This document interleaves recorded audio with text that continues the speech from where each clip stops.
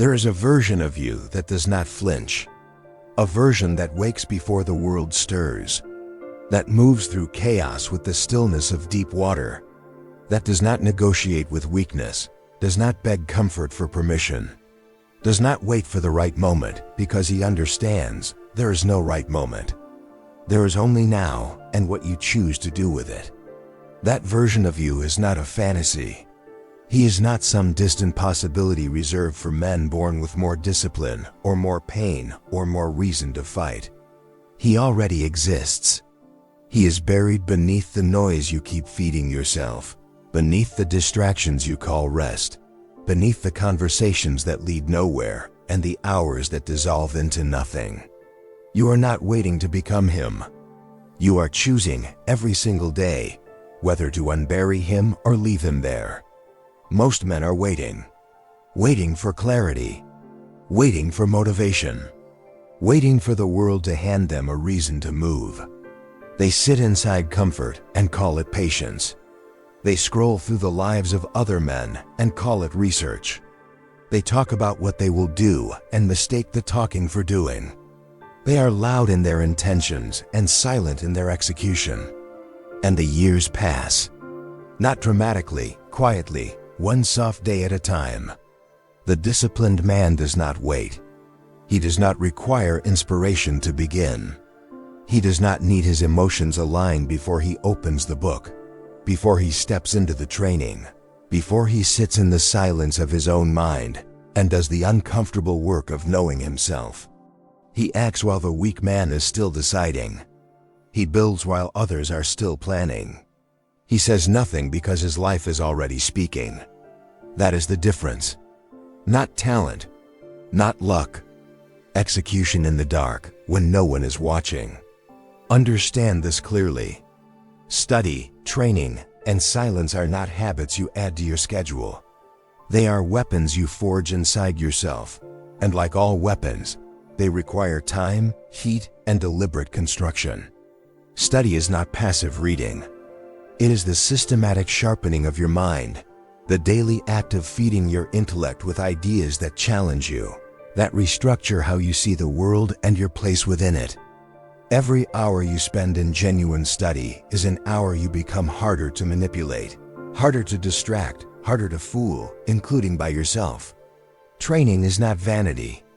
It is the physical proof of your commitment to discipline.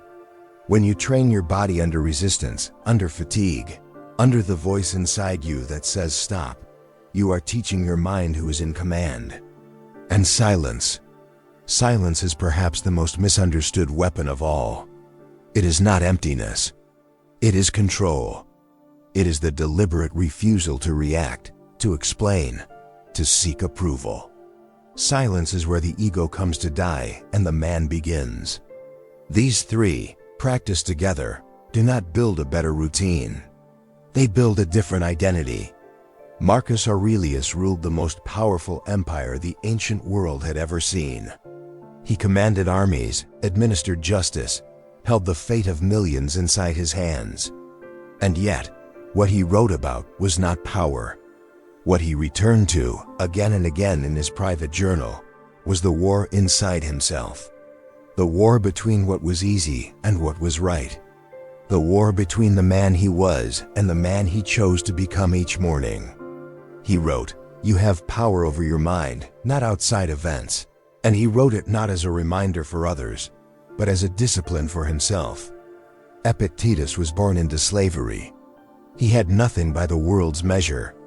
And yet he arrived at a philosophy that freed him entirely, because he understood that no man can chain what you do not give him. Your judgments, your values, your responses, these belong to you alone, and no circumstance can touch them unless you permit it. Seneca watched time disappear around him and said simply, "Reclaim yourself." Not tomorrow, now. These were not comfortable men speaking comfortable truths.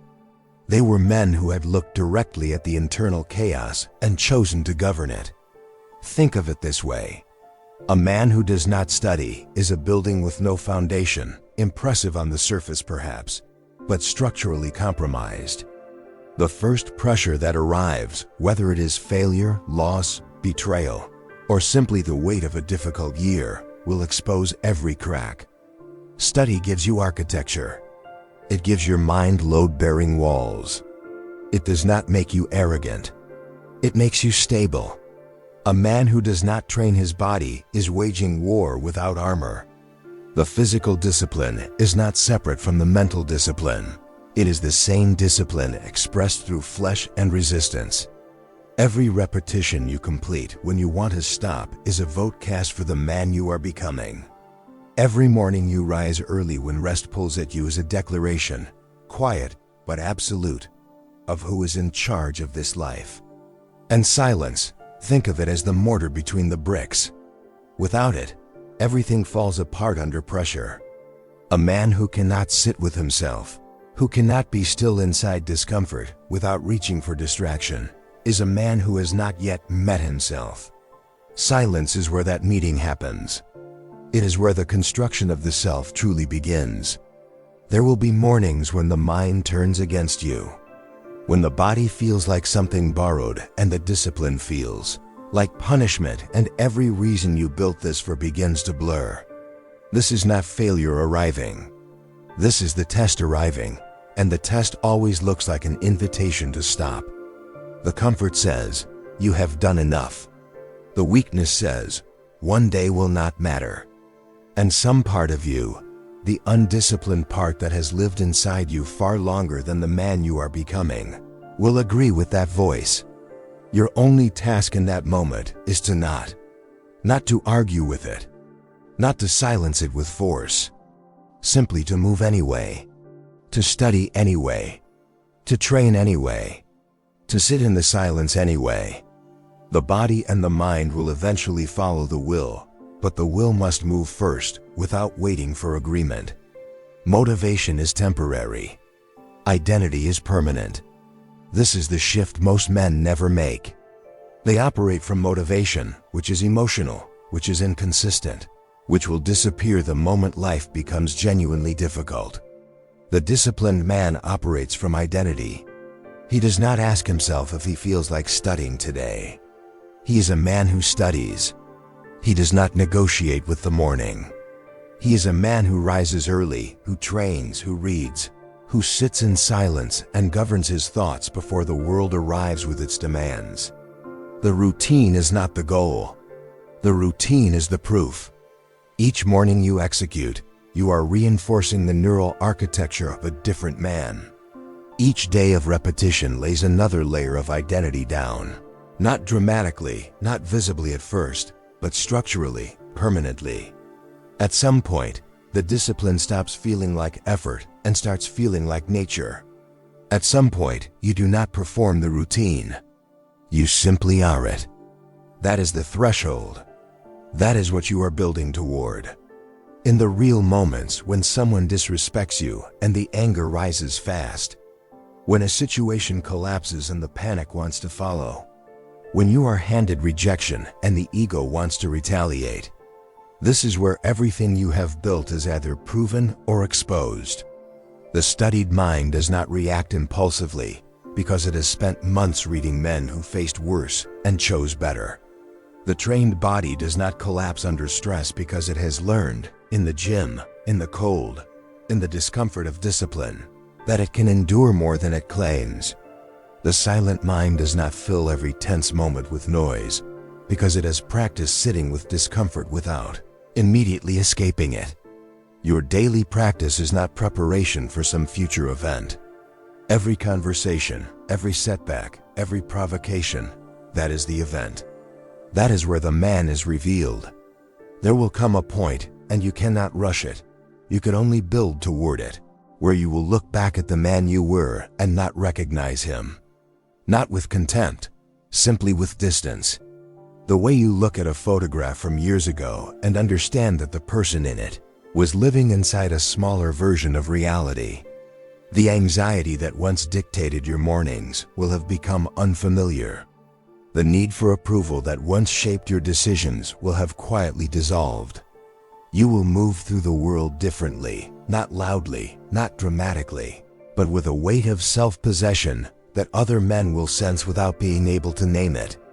They will call it confidence. They will call it presence. But you will know what it actually is.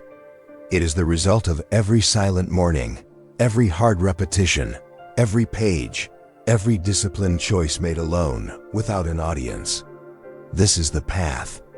Not glamorous, not fast, not built on inspiration or momentum or the applause of other men.